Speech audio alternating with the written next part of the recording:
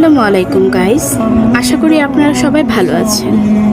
আপনাদের ভালোবাসা এবং সাপোর্টে আমার ভিডিও করার আগ্রহ অনেক বেড়েছে।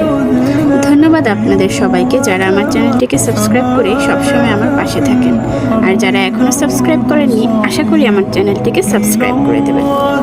আজকে আমরা একটি খুবই গুরুত্বপূর্ণ বিষয় আলোচনা করব।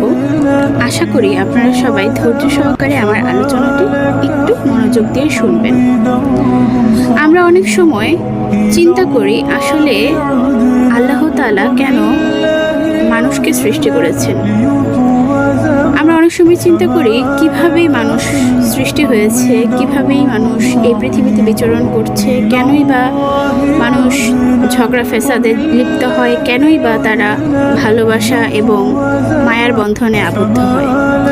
পবিত্র কোরআনে আল্লাহ তাআলা বলেন, হে মানব মণ্ডলী, তোমরা তোমাদের প্রতিপালক আল্লাহকে ভয় করো, যিনি তোমাদেরকে একটিমাত্র আত্মা অর্থাৎ একজন মানব হযরত আদম আলাইহিস সালাম হতে সৃষ্টি করিয়াছেন এবং তাহা হইতে তাহার জীবনের দোসর স্ত্রীকেও সৃষ্টি করিয়াছেন, আর তাহাদের মাধ্যমে অসংখ্য নরনারী সৃষ্টি করিয়া পৃথিবীতে ছাড়িয়া দিয়েছেন।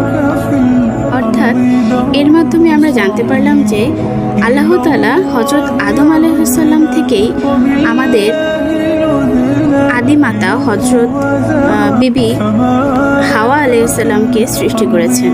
সুতরাং আল্লাহ তাআলা একজন পুরুষকে কখনোই একজন নারী ব্যতীত স্বয়ংসম্পূর্ণ বলে মনে করেননি।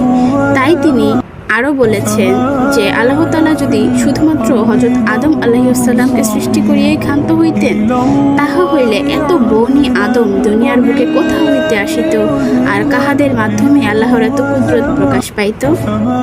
তাই আল্লাহ তাআলা আদম আলাইহিস সালাম হতেই হাওয়া আলাইহিস সালামকে সৃষ্টি করে তাদের দুজনকে পরিপূর্ণ করে দিয়েছেন এবং মানবজাতি সৃষ্টি করেছেন।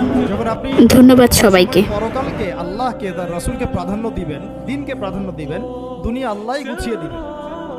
আর যখন আপনি দুনিয়াকে সর্বোচ্চ অগ্রাধিকার দিবেন, দিন আপনার কাছ থেকে দূরে সরে যাবে। দিনের একটা স্বতন্ত্র গায়রত আছে, সে সবার কাছে ধরা দেয় না। যে তাকে মূল্যায়ন করে তার কাছেই দিন আসে, যে তাকে মূল্যায়ন করে না তার কাছে দিন আসে না।